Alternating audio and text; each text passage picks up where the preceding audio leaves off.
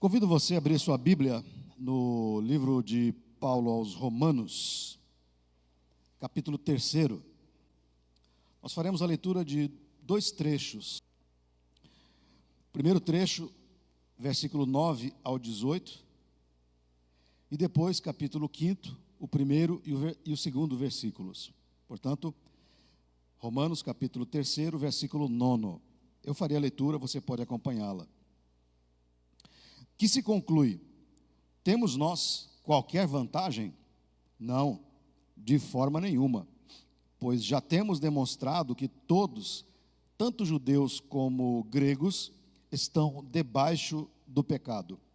Como está escrito: não há justo, nenhum sequer. Não há quem entenda, não há quem busque a Deus.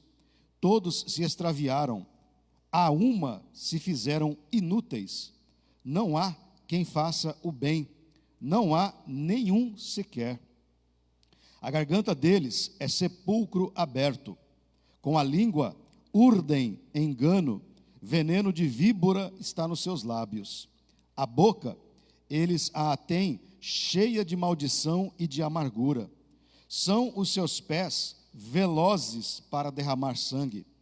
Nos seus caminhos há destruição e miséria. Desconheceram o caminho da paz. E eu queria que você ficasse com esta frase no seu coração. Desconheceram o caminho da paz. Não há temor de Deus diante de seus olhos. E agora, capítulo 5, versículos 1 e 2. Justificados, pois, mediante a fé, temos paz com Deus por meio de nosso Senhor Jesus Cristo, por intermédio de quem obtivemos igualmente acesso pela fé a esta graça, na qual estamos firmes e gloriamo-nos na esperança da glória de Deus. Até aqui. Palavra do Senhor, que Ele assim nos abençoe. Queridos irmãos e irmãs, antes de eu iniciar, deixe-me pedir as desculpas a vocês. Hoje essa semana eu fui acometido de uma gripe e eu ainda estou com a garganta bastante abalada. Eu não sei se eu vou conseguir, mas me perdoem caso eu tenha que parar alguns momentos. Fé em tempos de incertezas. Este é o tema das nossas meditações no mês de abril. E as músicas que nós acabamos de cantar, os louvores que acabamos de cantar, que acabamos de louvar a Deus, falam algo a esse respeito. Que em meio às incertezas da vida, nós devemos confiar em Deus. Aliás, esta última canção que foi entoada trata bem disso. Que nós devemos confiar em Deus, porque Ele é quem faz as coisas, não somos nós. Portanto, este mês de abril, o tema é fé em tempos de esperança, de incertezas, perdão. Queridos irmãos, a vida humana é marcada muitas vezes por incertezas. Todos nós vivemos momentos, ou já vivemos, ou ainda viveremos momentos de incertezas na nossa vida.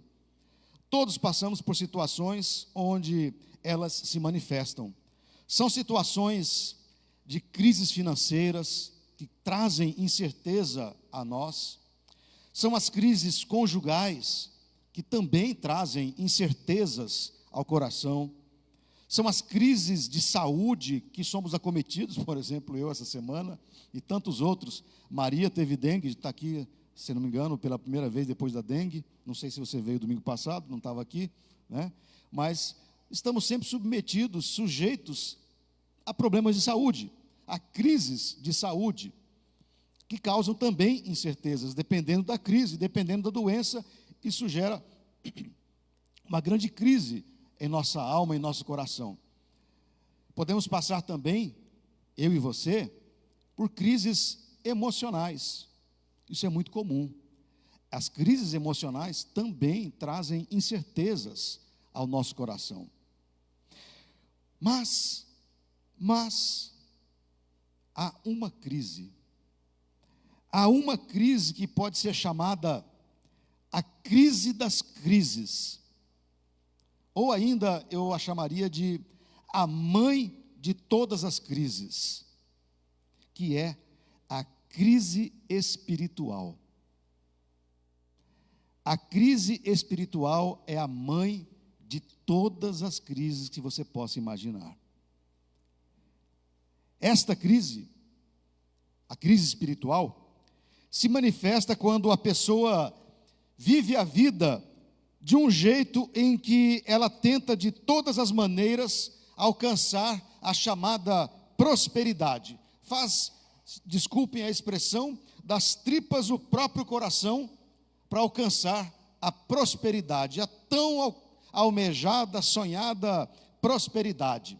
E assim, neste afã de querer alcançar esta vida próspera, as pessoas trabalham, economizam, guardam dinheiro, compram posses, adquirem patrimônio, fazem aplicações financeiras, tudo pensando em viver da melhor maneira possível. E não há nada de errado em fazer isso. Não há problema nenhum em buscar isso. E você talvez esteja se perguntando, mas onde está então a crise espiritual nisso? Não é saudável trabalhar? Não é saudável ser prudente e adquirir patrimônio? Claro que é saudável. Claro que é saudável fazer isso. Sim, isso é saudável e todos deveriam fazer isso. Ocorre que, na maior parte das vezes, para tais pessoas que buscam e trabalham e guardam, não há em suas vidas espaço para Deus. Este é o problema. O problema não é trabalhar, o problema não é ter dinheiro, o problema não é adquirir patrimônio, o problema é, nisso tudo, não dar espaço para Deus em sua vida. Esta é a crise espiritual. É isso que gera a crise espiritual. Jesus já sabia disso. Essa orientação é muito antiga. Jesus, em Mateus 16, 26, já tinha advertido seus discípulos, quando ele disse: pois o que aproveita ao homem ganhar o mundo inteiro, se perder a sua alma? Em outras palavras, de que adianta trabalhar feito louco, trabalhar, acumular, guardar dinheiro, comprar patrimônio, comprar coisas e perder a alma? Que adianta? Nadou, e o que mesmo? Morreu na praia, porque daqui nada se leva, absolutamente nenhuma agulha se leva. Jesus já sabia disso, e é por esta razão que advertiu os seus discípulos: pois o que se aproveita o homem ganhar o mundo inteiro, mas se ele perder a sua alma, não tem proveito nenhum, não valeu de nada.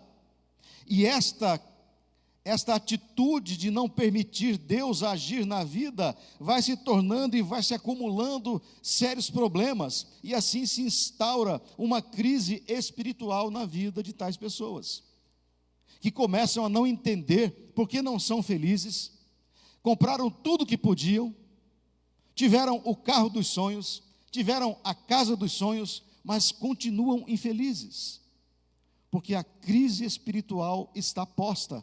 Não há espaço para Deus numa vida assim. Dito de outro modo, há quem tenha muitas coisas, mas não encontrou ainda o caminho da paz. Há quem tenha encontrado e guardado e alcançado muitas coisas, mas não teve ainda encontrado o caminho da paz. É sobre isso que eu gostaria de falar com você nesta noite. Em especial do texto que nós lemos, Romanos 9, o versículo 17 afirma isso a respeito da humanidade, a respeito dos homens que vivem em pecado. Eles desconheceram o caminho da paz. Eles perderam a sabedoria de encontrar o caminho da paz e estão perdidos buscando a paz. Não encontram mais o caminho da paz, que só pode ser encontrado, nós sabemos, em Deus. O versículo 9 diz assim, de Romanos, que nós acabamos de ler: que se conclui? Temos nós qualquer vantagem? Não, de forma nenhuma, pois já temos demonstrado que todos, tanto judeus como gregos, estão debaixo do pecado. Esta é a primeira coisa que nós precisamos meditar nesta hora. É sobre a condição do ser humano, a condição humana. A condição humana é esta posta nesse versículo, de que todos pecaram, todos, absolutamente todos.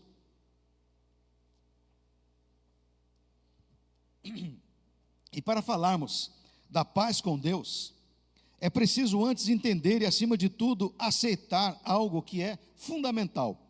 Paulo inicia o seu raciocínio lógico nesse texto que nós acabamos de ler, afirmando no versículo 9, que todos, tanto judeus como gregos, estão debaixo do pecado. E nos versículos 10, 11 e 12, Paulo conclui, nós lemos o texto: não há justo, não há um sequer, não há quem entenda, não há quem busque a Deus, todos se extraviaram, a uma se fizeram inúteis, não há quem faça o bem, não há um sequer, diz o apóstolo Paulo. Esses 3 versículos que eu acabei de citar, na verdade são uma citação do Salmo 14. Se você for observar lá o Salmo 14, Paulo está citando o Salmo 14, que todos se extraviaram e que não há um justo sequer.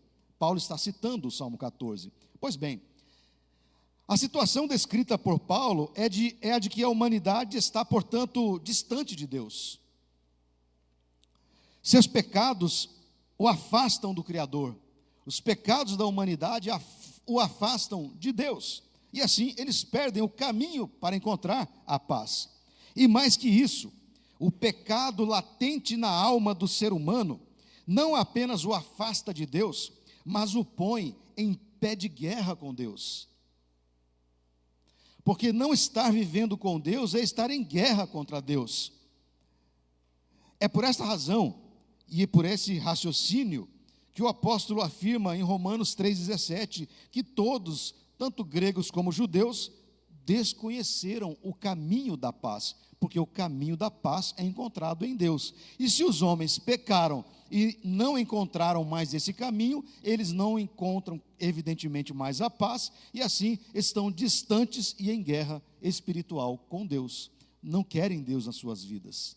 Eles rejeitam Deus em suas vidas, porque estão preocupados apenas e tão somente nas coisas que eu disse, em ganhar, entre aspas, a vida. Mas se esquecem ou desconhecem a orientação de Jesus. Tolo, de que adianta você ganhar o mundo inteiro se você perder a sua alma? Mas esta paz que Paulo se refere não é aquela paz que nós estamos acostumados a nos referir no dia a dia.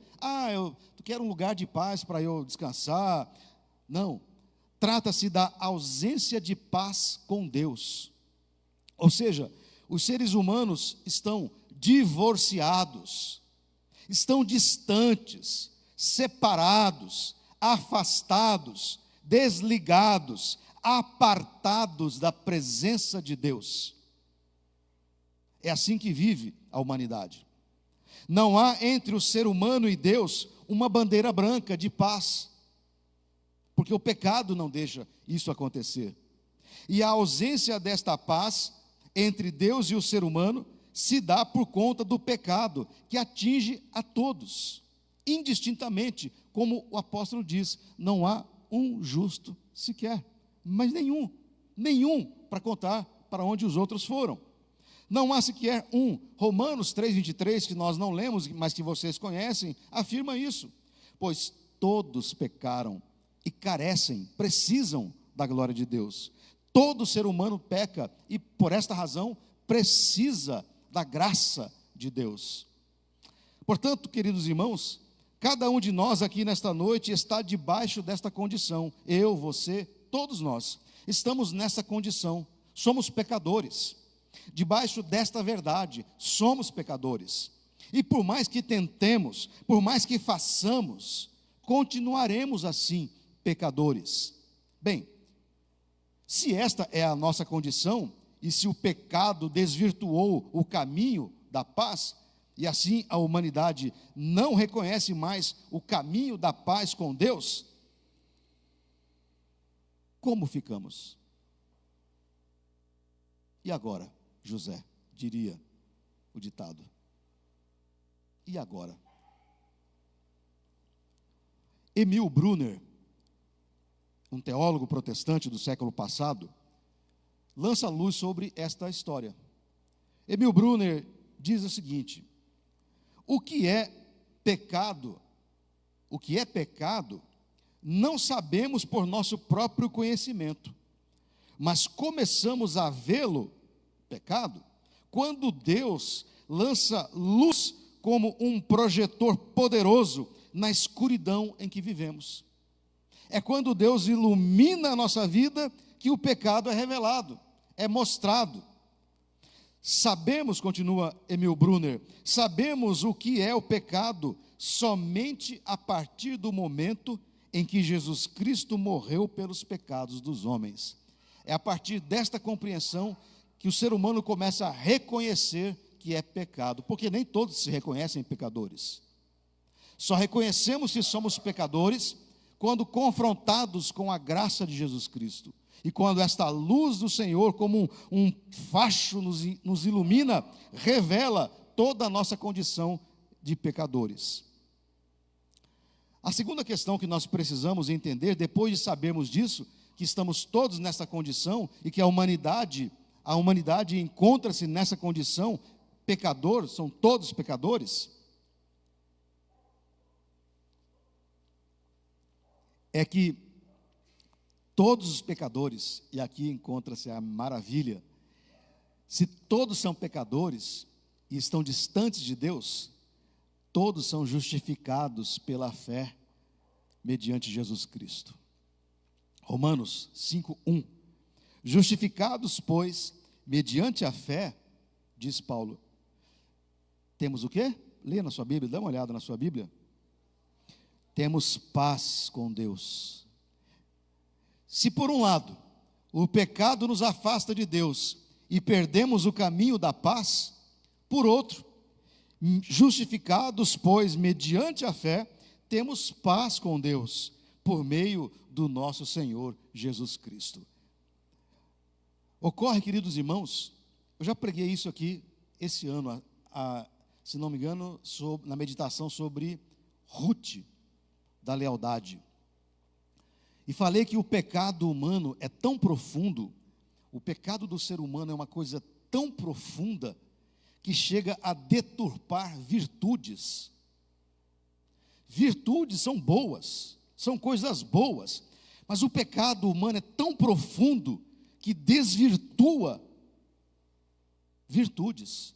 Por exemplo, as ditas coisas morais, as coisas morais são boas. E o que o pecado humano faz com a moral?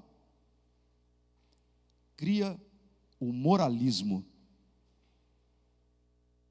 O moralismo é a deturpação, é a mancha daquilo que é moral e digno diante de Deus. Quem gera o moralismo é o pecado. E mesmo aqui, mesmo nesse cenário, o pecado tenta dar a seu último bote, tenta ainda atacar mais uma vez. O moralismo invade as nossas igrejas. O moralismo dentro das nossas igrejas é o pai de muitas heresias. Assim como a lealdade é deturpada pelo fanatismo, a lealdade é uma coisa boa, o fanatismo é a deturpação da lealdade. O moralismo, por sua vez, é a deturpação daquilo que é moral, daquilo que é ético, daquilo que é correto, daquilo que é justo. Já percebeu que todo moralista está sempre apontando as falhas e pecados dos outros? Já perceberam que os moralistas quase nunca quase nunca possuem uma palavra de misericórdia a quem os ouve? E pior, você já percebeu que todo moralista está sempre com uma lista de regras impostas a serem cumpridas, gerando uma espécie de terrorismo espiritual em quem os ouve? E por que moralistas fazem isso? Simples. Simples, é uma coisa muito simples. Eles acham que cumprindo uma lista de regras, eles serão ouvidos por Deus. É assim que funciona a mente de uma pessoa moralista. Ela acha, ela acredita que cumprindo uma série de regras, Deus a ouvirá. Mas afinal, de onde vem esta ideia de que podemos mover o coração de Deus, de que Deus pode vir em nosso favor se cumprirmos uma lista de coisas? Quando fazemos uma coisa ou deixamos de fazer outras coisas. E é aqui que você vai ficar mais chocado e entender por que eu disse que o moralismo é o pai de muitas heresias. Pois bem, isso não é proveniente do cristianismo. Esta ideia de mover Deus, de achar que nós fazendo alguma coisa ou deixando de fazer alguma coisa, faremos com que Deus se mova em nosso favor, isso não é do cristianismo. Isso vem de uma coisa chamada pensamento mágico. Isso não é do cristianismo. Isso não é cristão. Isso chama-se pensamento mágico. E o que é o pensamento mágico? Refere-se a uma forma de pensamento que se baseia na crença em forças sobrenaturais, místicas ou irracionais, que podem influenciar eventos ou resultados no mundo. E na cabeça do indivíduo funciona da seguinte maneira: se eu fizer tal coisa, isso obrigará a entidade a fazer o que eu quero. Se eu fizer tal ritual, a entidade, ou os deuses com D minúsculo, ou os espíritos, eles serão influenciados em meu favor. Isso é muito comum em outras religiões, em tantas religiões que vocês já devem saber. Pensamento mágico, pois, não é do cristianismo, vem dessas religiões. Eu faço uma coisa e a entidade, o ser divino, os deuses, os espíritos, porque eu fiz tal coisa, ou porque eu fiz um ritual, logo eles virão em meu favor. Moralistas pensam de uma maneira parecida. Para eles, é preciso cumprir regras para alcançar a aceitação de Deus. Para eles, Deus não ouve e não abençoa quem comete pecados. Daí a sua neura em apontar pecados alheios. Ele é neurotizado em apontar os pecados, porque na sua cabeça Deus não aceita, e Deus não irá ouvir pessoas que cometem pecados. Ocorre que ele se esquece que não há um justo sequer. Ele desconhece a Bíblia. O moralista acha que deixando de fazer algumas coisas, Deus se verá obrigado a abençoá-lo. Ora, eu não faço isso, não faço aquilo outro, logo Deus vai ter que me abençoar. O contrário também é verdadeiro na mente obsessiva do moralista, porque é isso, é uma obsessão.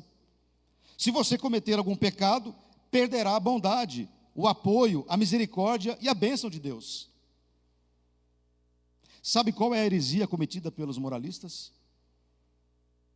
A incredulidade. Louco, não? Muito louco isso.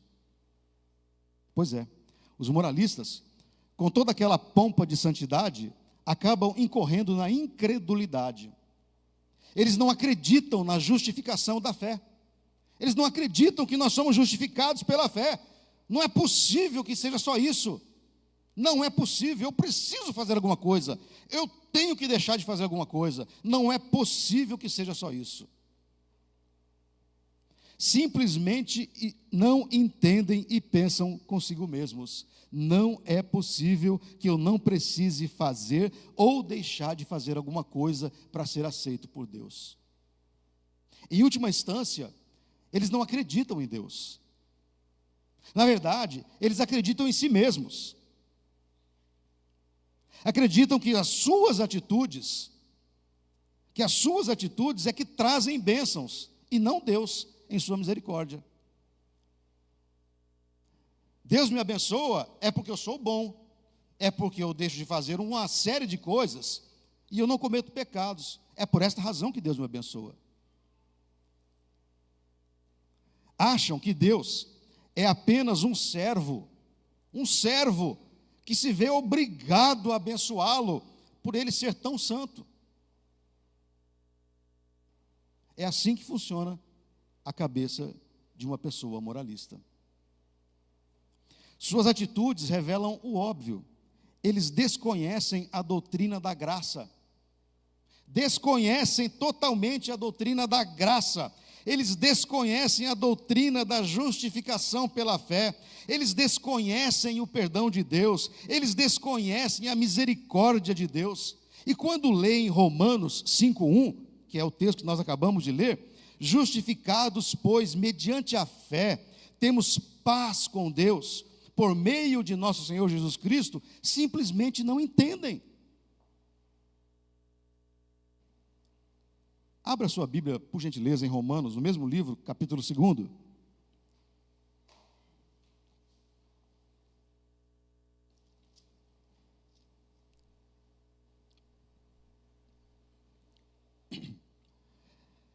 Versículo 1 do capítulo 2 diz assim: portanto, és indesculpável, ó homem, quando julgas quem quer que sejas.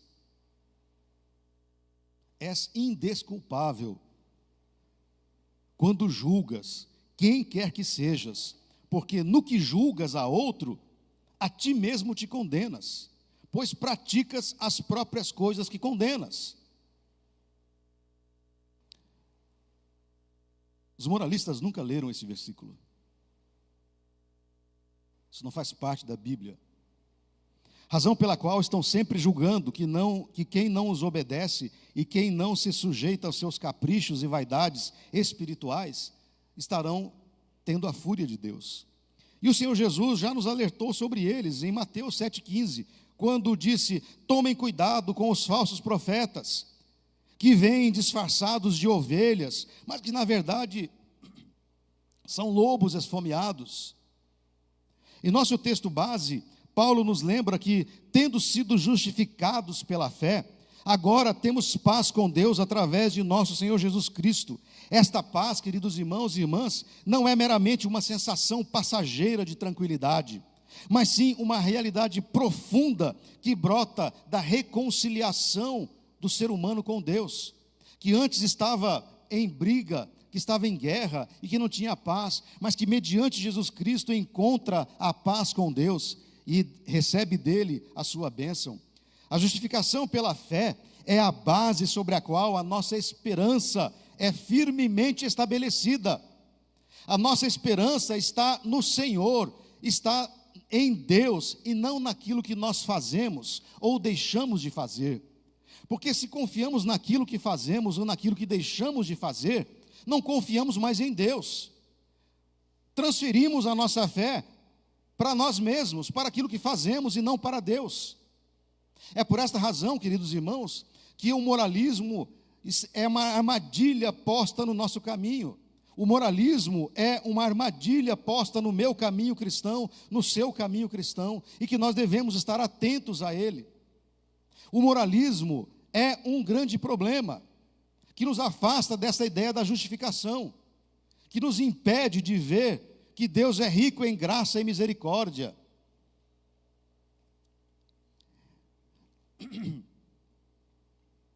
Esta simples declaração de que a justificação é feita no Senhor Jesus Cristo, carrega um peso muito grande. Paulo nos lembra de uma verdade profunda e transformadora. Nós somos justificados pela fé em Jesus Cristo. Não é fé em nós mesmos, não é fé no outro, mas é fé em Jesus Cristo. Mas o que exatamente significa essa justificação pela fé? O que quer dizer isso? João Calvino enfatizava que a justificação pela fé, vejam que coisa interessante, a justificação pela fé é um ato de Deus,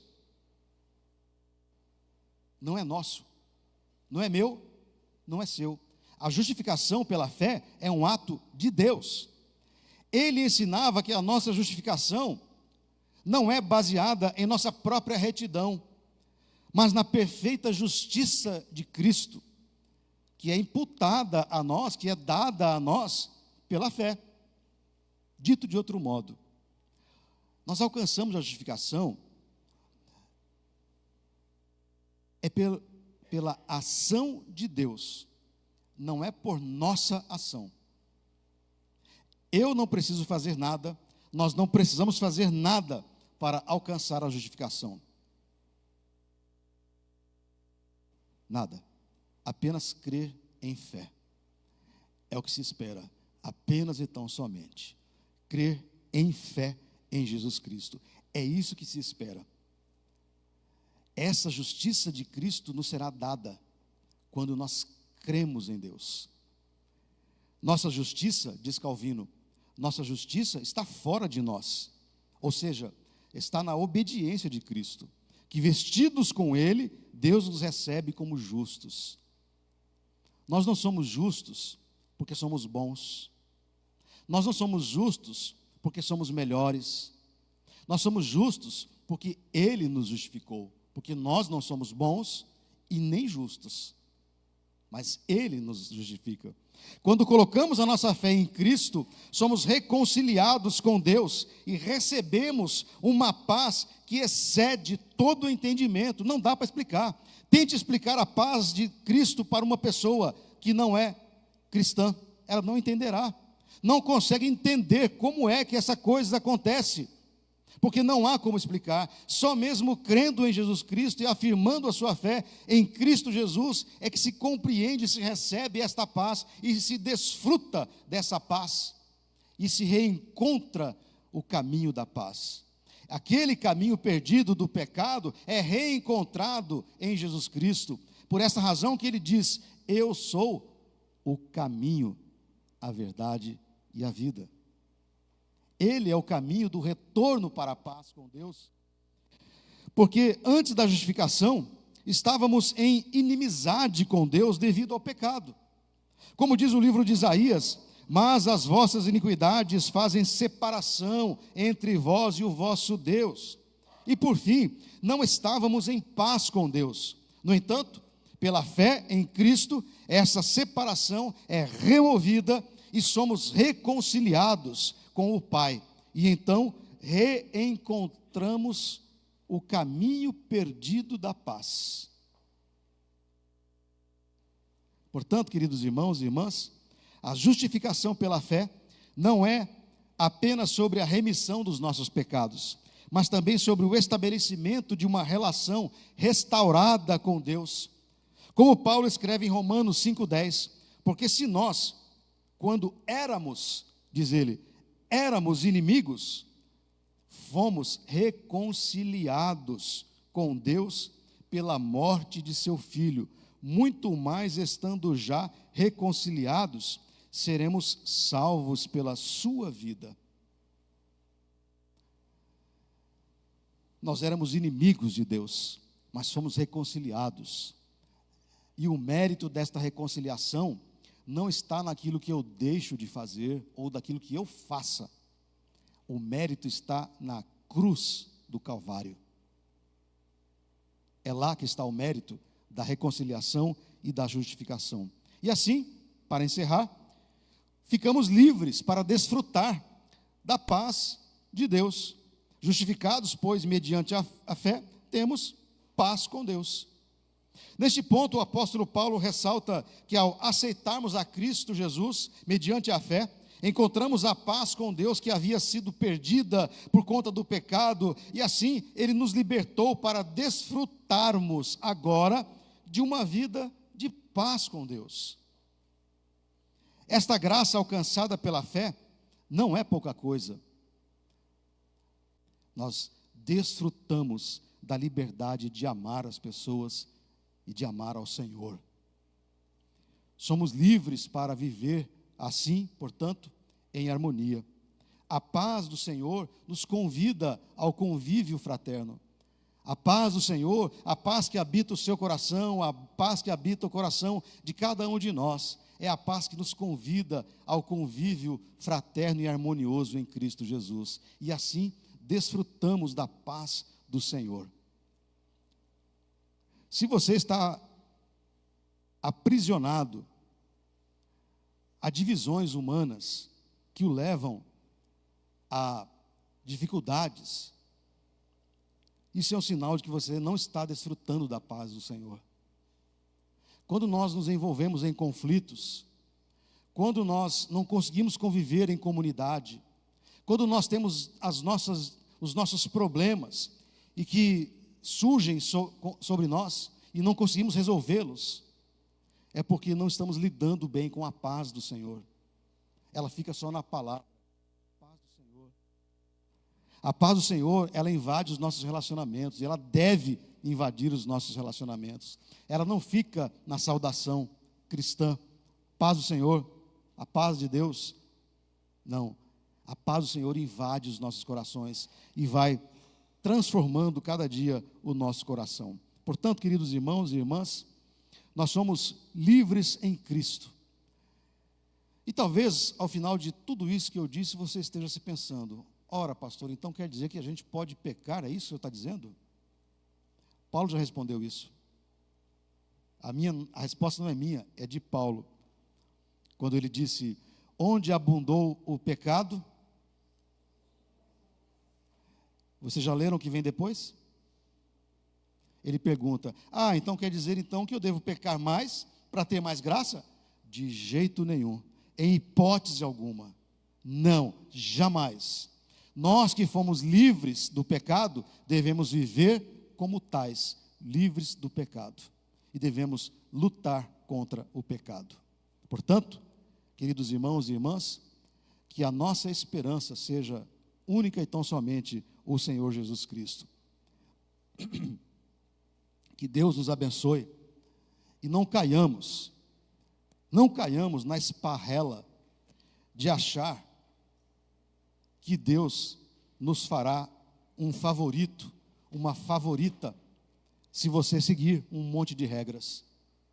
Não caia nessa esparrela. Deus não tem favoritos, porque fazem ou deixam de fazer alguma coisa. Onde abundou o pecado, superabundou a graça, maravilhosa graça. Louvado seja o Senhor por sua maravilhosa graça. Que Deus assim, pois, nos abençoe. Amém?